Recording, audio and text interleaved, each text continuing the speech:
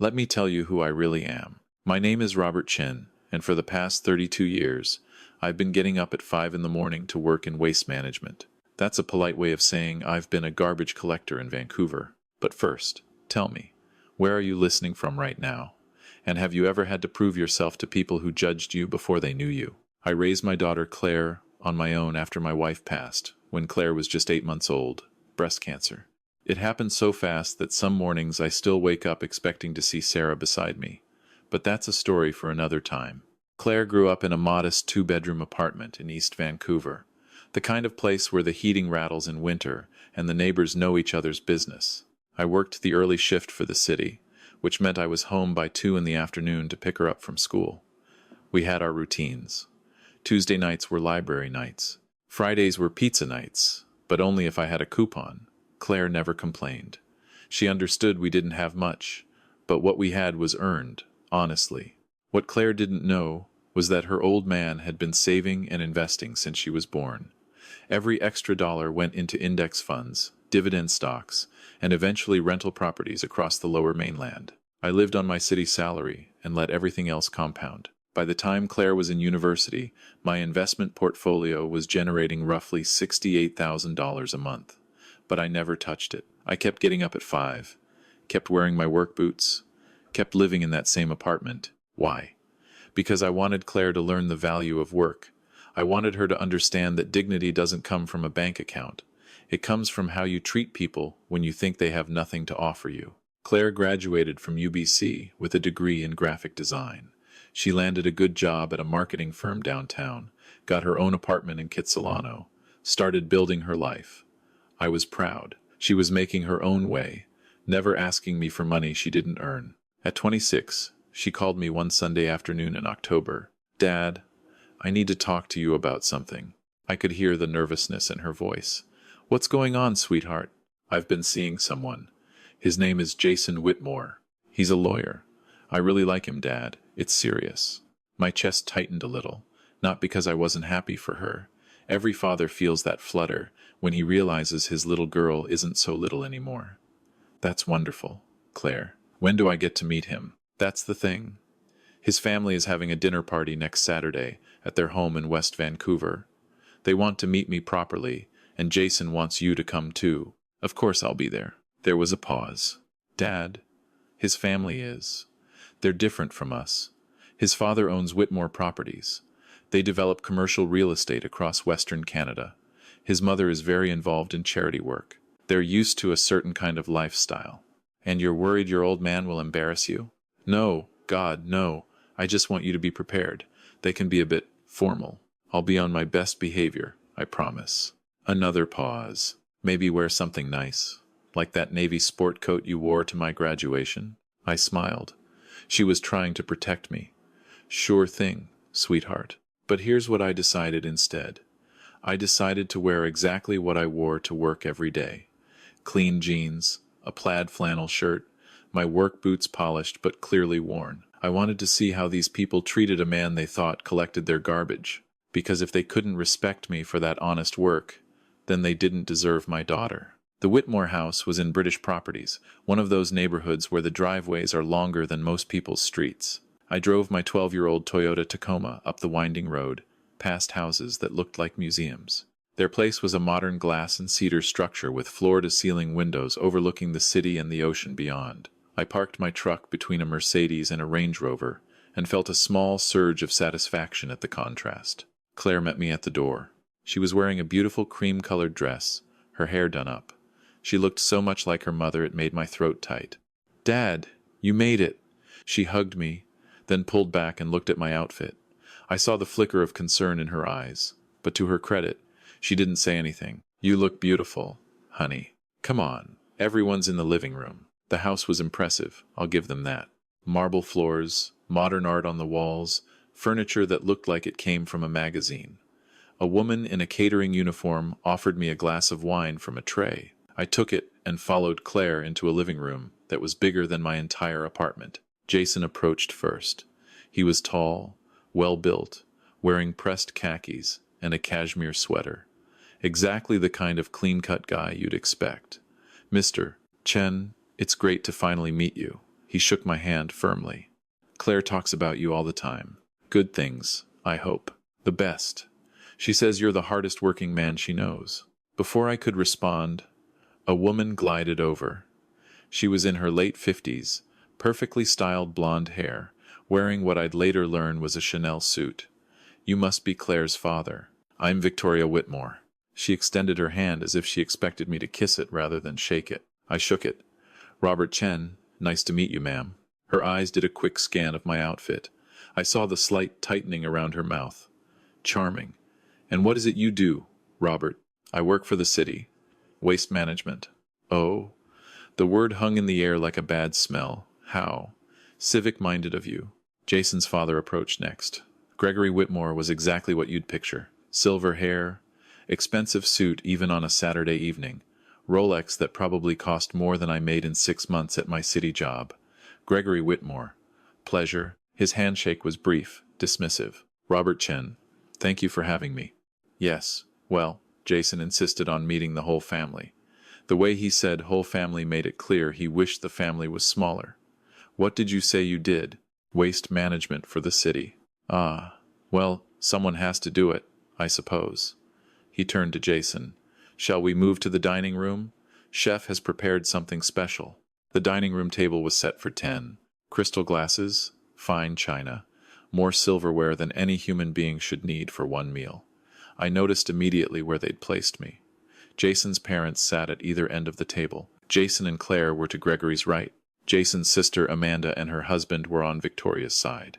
And me, I was seated between Amanda's husband and Jason's younger brother, at the far end from Gregory, as far from the center of power as you could get without being in the kitchen. Claire saw it too. I caught her eye and gave her a small smile. Don't worry, sweetheart. I know exactly what this is. Dinner was some kind of seared duck with a reduction sauce I couldn't pronounce. It was good, but honestly, I preferred our Friday night pizzas. The conversation flowed around me. Gregory talked about a new development project in Calgary. Victoria discussed an upcoming charity gala. Amanda mentioned their recent vacation to the Amalfi Coast. I ate quietly, answered when spoken to, watched. About halfway through the main course, Victoria turned her attention to me. So, Robert, you must be so proud of Claire. She's done remarkably well for herself. Considering what, ma'am? Oh, you know, her background. It can't have been easy. A single father raising a daughter in East Vancouver. I set down my fork carefully. It wasn't easy, but we managed just fine. I'm sure you did your best. She sipped her wine. It's just such a different world from what Jason is accustomed to. We've always believed in maintaining certain standards. Claire's face had gone red. Victoria, I don't think. I'm simply making an observation, dear. No offense intended. Victoria smiled, that smile that absolutely meant offense was intended. I'm sure your father has worked very hard at his job. It's just that we've always envisioned Jason with someone from a similar background. Jason shifted uncomfortably but said nothing. That told me everything I needed to know about his spine. Gregory joined in. Victoria has a point. Whitmore Properties has been built on generations of connections, of understanding how our world works. It's important that family members understand the expectations. And what expectations are those? I asked quietly. Discretion, appropriate social behavior, understanding one's place in the hierarchy of things. He looked directly at me. No offense, Mr. Chen, but there's a reason we seat people where we do at these dinners. It reflects the natural order. The natural order. As if I was somehow beneath them because I picked up trash while they pushed papers around and collected rent. I took a sip of water. I see. And where exactly do you think I fit in this natural order? Victoria laughed, a tinkling sound like breaking glass. Well, darling, you're here, aren't you? That's gracious enough. We're not snobs. We welcome all sorts. All sorts, I repeated. Amanda, who'd been quiet until now, added helpfully, what mother means is that we judge people on their character, not their bank accounts. Do you now? Of course. It's just that character often reveals itself in one's choices. Career choices, lifestyle choices, that sort of thing. She gestured vaguely at my flannel shirt. Claire stood up abruptly. Excuse me, I need some air. She practically ran from the room. Jason hesitated, then followed her. I heard raised voices from somewhere deeper in the house. Gregory sighed. See what happens? Girls from different backgrounds are so emotional. Claire is lovely, but she doesn't quite understand how to handle these situations with grace. Maybe, I said slowly, she understands just fine. Maybe she's upset because the people at this table are treating her father like something they scraped off their shoes. Victoria's eyes widened. I beg your pardon? You heard me, ma'am. You've spent the last hour making it crystal clear that you think I'm not good enough to breathe the same air as your family. You put me at the end of the table like a servant. You've talked about my daughter like she's some charity case your son is taking on. And you've done it all with these polite smiles like that makes it acceptable. Now see here, Gregory started. No, you see here. I came to this dinner because my daughter asked me to. I wore my work clothes because I wanted to see exactly how you'd treat a man you thought had nothing. And you've shown me everything I needed to know. If you're quite finished, Victoria began. I'm not. I stood up. Here's what you don't know. What Claire doesn't even know. I've worked in waste management for 32 years. But I've also spent those 32 years investing every spare dollar I had. I own 6 rental properties in Vancouver, 2 in Burnaby, and 1 small apartment building in New Westminster. My investment portfolio generates roughly $68,000 a month in passive income. The table had gone very quiet. I drive a 12-year-old truck because it runs fine, and I don't need to impress anyone. I live in a modest apartment because it's paid off, and I'm comfortable there. I wear flannel shirts because they're practical and durable. But if I wanted to, I could write a check tomorrow and buy this house outright without even denting my savings. Victoria had gone pale. Gregory's mouth was opening and closing like a fish. But here's the thing. I would never want to live like this. I would never want to sit at a table where people are ranked by how much money their parents left them. I would never want to look at someone doing honest work and think they were somehow less than me. I pulled out my phone and opened my banking app. I walked around the table and set it down in front of Gregory. That's one of my investment accounts. Just one. Notice the balance? He stared at the screen. $7.3 million. I have 3 more accounts like that one. I have a meeting with my portfolio manager every quarter. We discuss diversification strategies and tax optimization. I understand capital gains and dividend reinvestment better than most people understand their morning coffee order. I picked up my phone and put it back in my pocket. But you know what I understand even better? That none of that money makes me a better person than the guy who cleans your office building at night, or the woman who serves you coffee in the morning, or anyone else doing honest work to support their families. Claire had come back into the room. She was standing in the doorway, her hand over her mouth, tears streaming down her face. Jason was behind her, looking like he'd been punched. "Dad?" Her voice was small. I turned to her. "I'm sorry, sweetheart. I should have told you years ago. But I wanted you to grow up understanding that money isn't what makes a person valuable. I wanted you to work hard, to earn your own way, to never think you were entitled to anything you didn't deserve. You've been rich this whole time? Comfortable. Not rich. Rich is relative. But yes, I haven't had to worry about money in a very long time." She crossed the room and hugged me hard. "You let me use student loans. You let me work through university, because you needed to earn your own success. And you did, honey. You did it all yourself. You have every right to be proud of what you've accomplished." Victoria had found her voice. I don't understand. Why would you live like that if you didn't have to?" "Because I'm not living like that, Mrs. Whitmore. I'm living the way I choose to live. I don't need a mansion to feel successful. I don't need a luxury car to feel important. I need to know that I've worked hard, treated people with respect, and raised my daughter to be a good person. That's what matters to me." Gregory cleared his throat. "Mr. Chen, I believe I owe you an apology." "You believe, or you know?" He had the grace to look ashamed. "I know. I was. We were terribly rude. Inexcusably so. You weren't just rude. You revealed your character. You showed me exactly how you treat people you think are beneath you, and that tells me everything I need to know about what my daughter would be marrying into." Jason stepped forward. "Sir, I'm sorry. I should have said something. I should have defended you." "Yes, you should have." I looked at Claire. "That's the question you need to answer, sweetheart. Not whether you love him, but whether you want to spend your life with someone who stays quiet when his family insults the people he claims to care about." Claire looked at Jason for a long moment. He looked back at her, and I saw something shift in his face. "You're right," he said. "Mr. Chen is absolutely right. I sat there and let my family treat you both terribly because I was afraid to make them uncomfortable. That's not the kind of husband you deserve." He turned to his parents. "For my entire life, you've taught me that our family name means something, that we have a responsibility to uphold certain standards. But tonight I realize that your standards are all about appearance and status, and who has the right connections. Mr. Chen has shown more character in the last 10 minutes than we've shown in years." "Jason, you're being dramatic," Victoria started.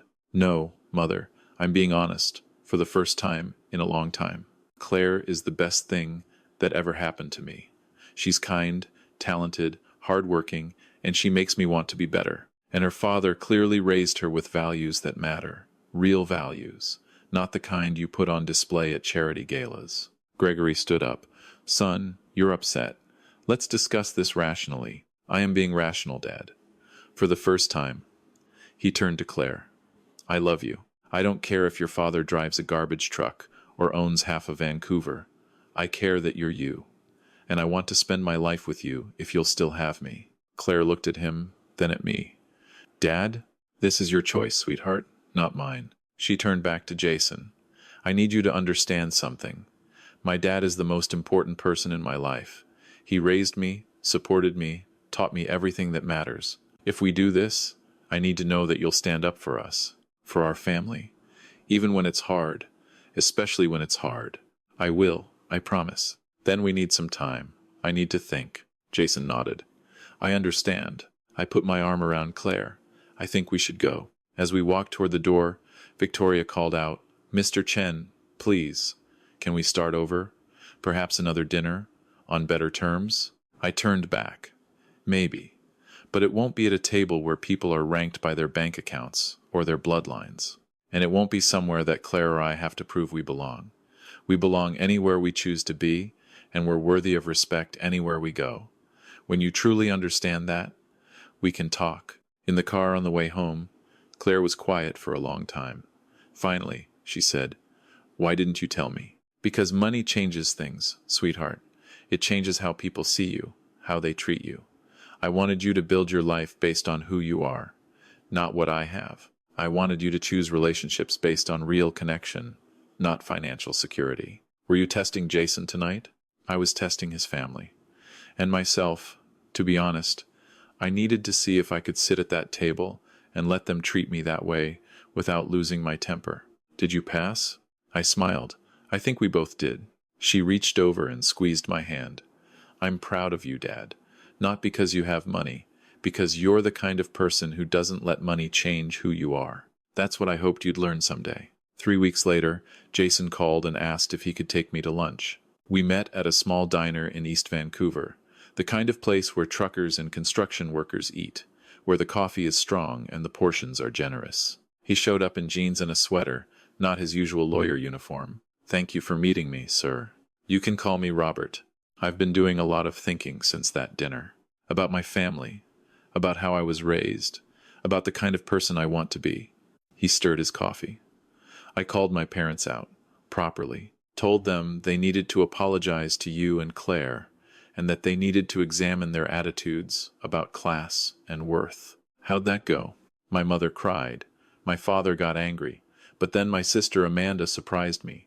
She said she'd been thinking the same things for years but didn't have the courage to say anything. She's actually started volunteering at a community center in East Vancouver, teaching kids digital literacy." "That's good." "My parents have agreed to family therapy. They're resistant, but they're doing it, because they don't want to lose me. And I made it clear that's what will happen if they don't change." I studied him. That took guts. "I learned it from watching you. You stood in that room and faced people who were trying to make you feel small, and you didn't flinch. You stated your worth without apology. I want to be able to do that." "It's easier when you're 62 than when you're 28, son." "Maybe. But I need to start somewhere." He pulled out a small box from his pocket. "I want to ask Claire to marry me. Properly. But I won't do it without your blessing." I looked at the box, then at him. "Do you love her? More than anything. Will you stand up for her? Even when it costs you?" "Yes." "Will you treat her as an equal partner in all things?" "I will." "Then you have my blessing. But Jason, understand this. If you ever make her feel less than she is, if you ever let your family diminish her, if you ever put status or appearance ahead of her happiness, you'll answer to me. And I promise you, my money won't make that conversation any more pleasant." He smiled. Understood. Jason proposed to Claire on a Saturday morning at the farmer's market in Granville Island, her favorite place in Vancouver. No fancy restaurant, no elaborate setup. Just him, her, and a ring that he'd designed himself, featuring stones the color of her eyes. She said yes. The wedding was 8 months later. We held it at a small heritage venue in Vancouver. Nothing ostentatious, just family and close friends. Victoria and Gregory attended. They were polite, even warm. Victoria actually helped Claire get ready, and I heard her tell my daughter, "You're going to make a beautiful bride, and an even better daughter-in-law than we deserve." It was a start. I walked Claire down the aisle in my navy sport coat, the one she'd wanted me to wear to that first dinner. As I placed her hand in Jason's, I whispered to him, "Take care of my girl. With my life, sir." At the reception, I gave a toast. I kept it short, the way I prefer things. When Claire was little, she used to ask me why we didn't have a bigger house, fancier things.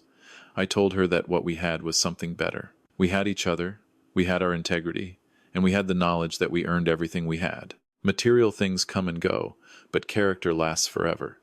Today, she's marrying a man who's learning that lesson, who's choosing to define himself, not by what his family has, but by who he chooses to become. That's all any father can ask for his daughter. To Jason and Claire. The crowd raised their glasses. As I sat down, Claire leaned over and kissed my cheek.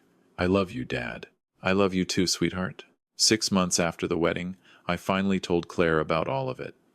The full extent of the investments, the properties, the careful planning that had gone into building financial security while living modestly. We sat in my apartment, the same one where she'd grown up, and I showed her the spreadsheets, the portfolio statements, the plans I'd made. "This is all yours someday, honey.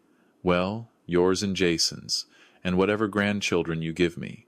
But there are conditions." "What conditions?" "You don't touch it until you need it. You keep building your own careers, your own success. You don't let this money change how you see yourself or how you treat others. You remember where you come from. And most importantly, you teach your children what I taught you. That wealth without character is worthless. That how you treat people when you have nothing to gain from them reveals who you really are." She was crying. "I'll teach them, Dad. I promise.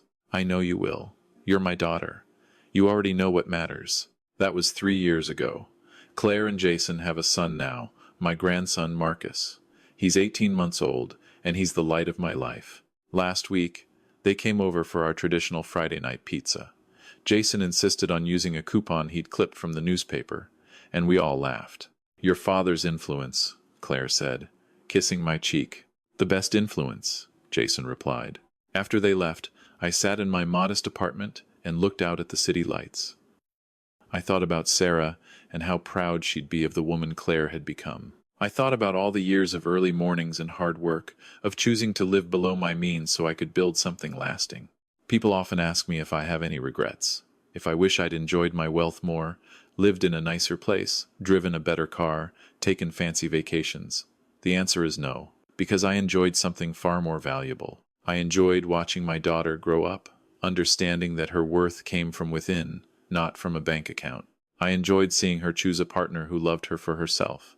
I enjoyed teaching her that dignity is something you carry with you, not something other people can grant or take away. There's a lesson in this that extends beyond my story. In a world that constantly tells us we need more, that we need to display our success, that our value is tied to our possessions, it's radical to choose differently. It's radical to say that your work has value regardless of what it pays. It's radical to judge people by their character rather than their credentials.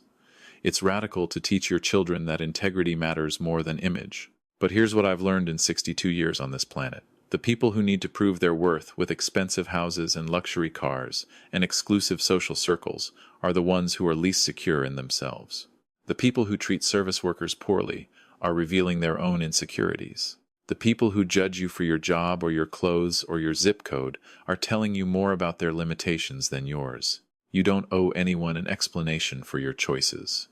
You don't have to prove yourself to people who've already decided you're not good enough. You don't have to play by rules designed to keep you feeling inferior. Your dignity is yours to maintain, and nobody can take it from you unless you hand it over. I spent 32 years collecting garbage and building a fortune in silence. I raised a daughter who values people over possessions. I found a son-in-law who was brave enough to choose character over comfort. And now I'm teaching a grandson that the measure of a man isn't in his bank account, but in how he treats the person who can do nothing for him. That's the legacy I'm leaving. Not the money, though that will help, but the lesson that true wealth is internal. That respect is earned through how you live, not what you own. That the most important inheritance you can give is teaching someone to stand tall regardless of what life throws at them. So wherever you're listening from, whatever your circumstances, remember this. You are not defined by other people's judgment. You are not less than anyone because of your job or your income or your background. You are exactly as valuable as you choose to be, and anyone who can't see that is revealing their own poverty of character. Keep your dignity. Maintain your integrity. Treat people well, regardless of what they can do for you, and teach the next generation that character, not currency, is what truly counts. That's who I really am. Not a rich man pretending to be poor, just a man who learned that the best things in life can't be bought, and the most important lessons can't be taught with money. And that, my friends, is worth more than any investment portfolio could ever be.